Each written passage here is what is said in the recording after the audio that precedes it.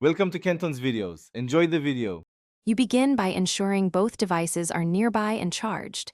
This avoids interruptions. On your iPhone, open the Watch app. This is the control center for pairing.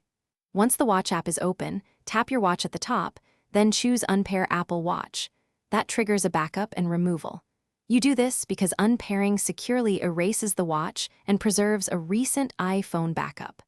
Make sure iCloud is enabled so the backup includes health and activity data. Once you tap Unpair, you may be prompted for your Apple ID password. Enter it to disable activation lock. This is why you prove ownership. The iPhone then creates a backup of the watch settings before erasing the watch. Let that finish without closing apps. If you have a cellular watch, you'll be asked whether to remove or keep the cellular plan. Keep it if you intend to pair again, remove it if selling or giving the watch away. Monitor progress on both screens. When unpairing completes, your Apple Watch will show the Hello Setup screen that confirms erasure, and your iPhone will list the recent backup.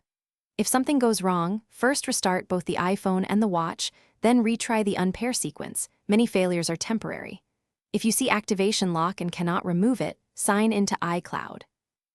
Select devices and remove the watch from your account. Once done, test pairing or hand the device off confidently. Thanks for watching. Consider subscribing if we helped you.